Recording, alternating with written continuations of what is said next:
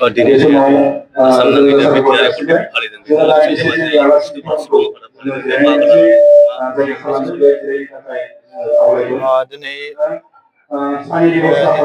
2020 बेनि 27 जानुवारि बे बर' पिस एकर्ड बेखौ सारा आसाम नाङैनो फालिदों। दा बेवहाय दिनै सिमेन्ट-सापरि सानजारि नोगोराव खौसेथि बर' सुबुं आफादनि दैदेननायाव बिथांमोनहाबो नैबे बिटिआर एकर्डनि सान बेखौ बिथांमोना फालिदों। दा बेवहायनो जोंबो दुलाराय बर' फरायसा आफाद हिसाबै बाहागो लादों। जिल्लानि आरो दखरानि आरो गोबां बर'नि माहारियारि आफादफोरा बाहागो लादों। दा दिनै बुंथारनो गोनां बाथ्राया बेनो, दिनै 2020 सनाव जाय एकर्डआ मोनब्रै जोंनि बर'नि आफादफोरजों आरो आसाम सरकार आरो भारत सरकारजों जाबोबाय। दा बेनि माखासे दफाफोरा नंगौ माखासेफ्रा दाफुं जादों, खिन्थु माखासे दिनैसिमबो दाफुं जायाखै। दा बेवहाय जों नुदों आसाम सरकार बा भारत सरकारनि माखासे अफिसारफोर, इन्टेलेक्सुयेलफोर बिथांमोना माने जोंनि एकर्डनि जि दफाफोर बे दफाफोरखौ मावफुंनायाव लेहेम खालामबाय थानाय नुदों।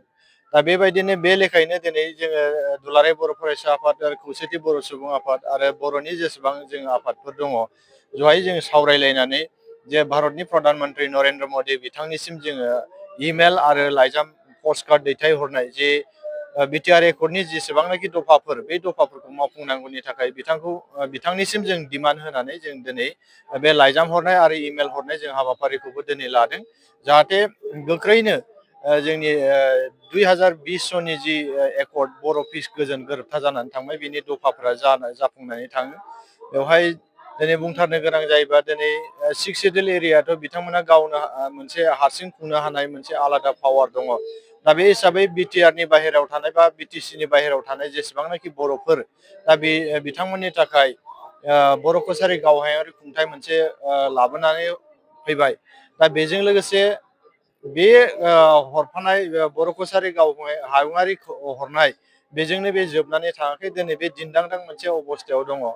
ना बेनि भिलेज नटिफिकेसन जादों, ना बेनि माने इलेक्सन फाथिनायनि खोथा बुङो, माने दिनैसिमबो जेबो आसाम सरकार बा भारत सरकारा बेवहाय भिलेज नटिफिकेसनखौबो क्लियार खालामनानै होआखै। बबे गामिखौ सोनांगौ, बबे गामिखौ दानख'नांगौ आरो बबे एरियासिम जागोन बेनि सिमा बिथंफ्रा दाबो थिग जायाखै। दा बेखायनो जोङो दिनैनि नैबे नोंथांमोननि निउस चेनेलनि गेजेरजों आसाम सरकार आरो भारत सरकारनिसिम जोङो दाबि दैखांहरदों। जोंनि जि बर' कसारि अट'नमास काउन्सिल, दा बेखौ गोख्रैनो भिलेज नटिफिकेसन खालामनानै बिसायख'थि खुंनांगौ। बिसायख'थि खुंनायनि उनाव जेसेबांनाखि फान्ड फैयो बे फान्डखौ बिथांमोना गोख्रैनो हरनांगौ। बे दिनैनि नैबे हाबाफारि खुंनायनि गेजेरजों नोंथांमोननि निउस चेनेलनि गेजेरजों आसाम सरकार आरो भारत सरकारजों जों दाबि दैखांहरदों। दानि बे गोदान सरकार फैबाय जिहेतु नैबे बिटिडब्लिउसिखौ आबुं दाफुंनायाव माबाफोर मदद होगोन होननानै मिजिं दं नामा? नोंथाङा बिटिसिनि खोथाखौ बुंदों। नंगौ, दिनै बिटिसिआव थांनाय 5 बोसोराव प्रमद बर' बिथांनि दैदेननायाव इउपिपिएलनि आरो बिजेपिनि मददजों बिटिआर सरकारा खुंलांबाय आरो बेनि उनाव बिपिएफ आरो बिजेपि दा बिथांमोननि जथाय लोगो नांनानै मोनसे गोदान सरकार जाफिनबाय। दा बेवहाय जों बेखौनो आसा खालामदों जे जोङो जिखुनु जोंनि बर'नि समस्या बेयाव बिपिएफनि बा इउपिपिएलनिल' समस्या नङा। दा बेयाव बर'नि समस्या हिसाबै बिथांमोनखौ जों खावलायदों, आपिल खालामदों जे जोंनि जेसेबांनाखि एकर्डनि दफाफोर आद्रा जानानै थाबोबाय, दा बै एकर्डनि दफाफोरखौ जाय बिथांमोना गोदान सरकार सालायबाय बिथांमोननिसिम जों आपिल थागोन जे बिथांमोनहा जेसेबांनाखि एकर्डनि दफा बे दफाफोरखौ थाबैनो मावफुंनायाव मदद खालामनांगौ आरो आसाम सरकार आरो भारत सरकार सावरायनानै जेसे हायो जों एकर्डनि दफाफोरखौ मावफुंनानै होयोबा जोंनि बर' हारिनि आरो जोंनि ओनसोलनि मोजां जागोन, बिथांमोननिसिम आपिल थागोन। स्पेसियेल टेट खुंनायाव जिहेतु धेमाजि जिल्ला सायख'जाबाय,